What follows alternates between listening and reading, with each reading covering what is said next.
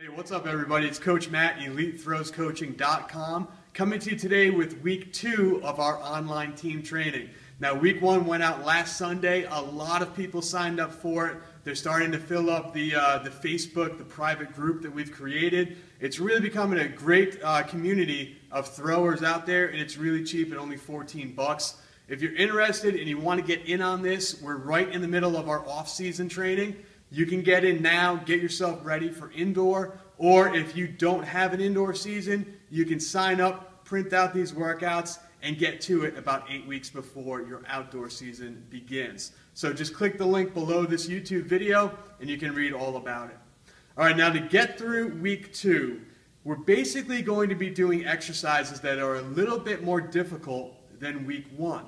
So we're staying with the same theme. If you're a beginner squatter, what you're going to do on day 1 is the same thing you did last week, just trying to make it a little bit more difficult. So if you did a body weight squat, we want you to try to hold something in your hand as a goblet style. So maybe a light kettlebell or a light dumbbell. Very easy. You can just grab it this way and squat down as a goblet style. Now last week, if you did goblet style and you're a beginner, you want to go a little bit heavier. Intermediate and advanced athletes, this week we're going to do the same style of squat that you did last week, but we're going to increase the weight and go for a maximum weight for 3 repetitions. So the heaviest weight that you can do for 3, that's what we're going to be doing this week. Intermediate, we still want you to use a weight where you can keep perfect form. Advanced, you probably have been squatting 3 to 4 years. You should be able to really push it and go for a very heavy set of 3. Once that is done, we are going to go on to our assistance and our accessory exercises. So remember, you have to sign up for the program. What we show you in the video is just what the exercises look like, sets, reps, how they're coupled together, how much rest you should take. That's all in the program. So the first thing that we're going to do is a single leg squat, just like last week, this time adding weight. So you don't have to go crazy. Even if you just grab a 10-pound dumbbell or a 10-pound plate and start with it here just like a goblet squat and stand up and just repeat. Okay? That's all you really have to do. You don't have to go crazy. A little bit of weight, and we're going to progress gradually. After that, what we're going to be doing is a walking plank to a push-up. Walking plank to a push-up, very simple.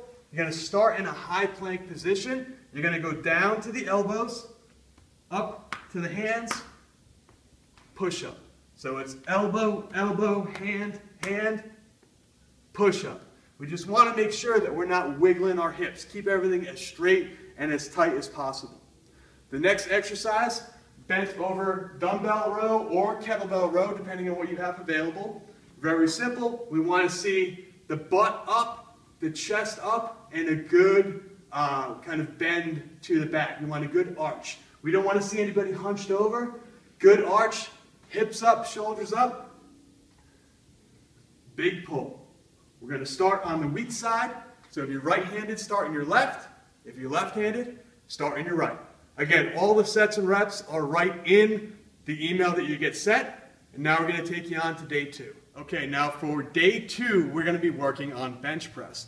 Same idea as day 1. If you did push-ups last week, you want to make them a little bit more difficult. You can do this by putting on something like a backpack or a weighted vest, or by elevating your foot up onto a box, or both feet up onto a box. Very, very simple to do. Make the push-up a little bit heavier. If you are a true beginner and push-ups were difficult, and you did push-ups elevated off the ground by holding onto a bar or push-up handles, now let's try moving down to the ground. If you still can't get those, you can definitely still go with the elevated push-up to make it a lot easier. Intermediate and advanced, we're sticking with bench press. So now, just like squat, we're going to keep the same type of bench press that you did last week, but now we're going to go out to a heavy set of 3. Intermediate lifters, keep perfect form and go as heavy as you can for 3 reps with perfect form. Advanced, again, you've probably been doing this 3 to 4 years. Let's try to really push the weight, up the weight, go for a maximal set of 3. The heaviest thing that you could possibly do, set of 3. From there, we're going to move over and we're going to do incline pause press. So incline pause press Similar to what we did for the incline dumbbell press last week, but the pause press, we're just going to be stopping at the shoulders for a 2 count. So we're going to press, down, 1, 2, down, 1, 2. Notice I'm not resting the dumbbells on my shoulders. I'm holding them just above the shoulders, staying nice and tense before I push. The last 2 exercises on day 2 are going to be some type of an elevated push-up, like a ring push-up and then a chin-up. Now I'm going to show you ring push-ups in an actual set of rings, but you don't necessarily have to use the rings. You can use a bar really low in a rack. You can use an elevated, like 2 boxes, to get really deep beyond the normal range of motion. But we'll show you what it looks like on the rings. So we're going to come right around here. And basically, guys, what you want to do, get yourself where it's a little bit of an incline. So some people will start really low. This is the hardest way of doing it. The higher your body angle, the easier it's going to be to do. We're just looking at very simple ring push-ups. Now last week we did pull-ups with our palms facing away. This week we're going to do chin-ups with our palms facing forward, facing toward us. And it's real simple. Now you can use a band to help you out, or you can have somebody grab the back of your legs and help lift you as you do the chin-up. So chin-up, now this is a fat grip. Again, you want to make it difficult, use a fatter grip, or just a standard grip. Chin-up, we're just going to pull up, chin over the bar. All right? That takes care of the exercises on day 2. Now we're going to move on to day 3. We are on day 3. Now for day 3, just like day 1 and day 2, stick with the same exercises that you did last week. So if you're a beginner and you started with a suitcase deadlift, either with dumbbells or kettlebells, try to go just a little bit heavier.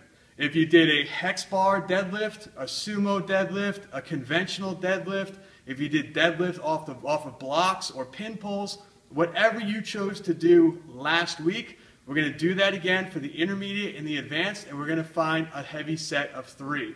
Intermediate, we're going to a set of 3 with heavy weight, perfect form.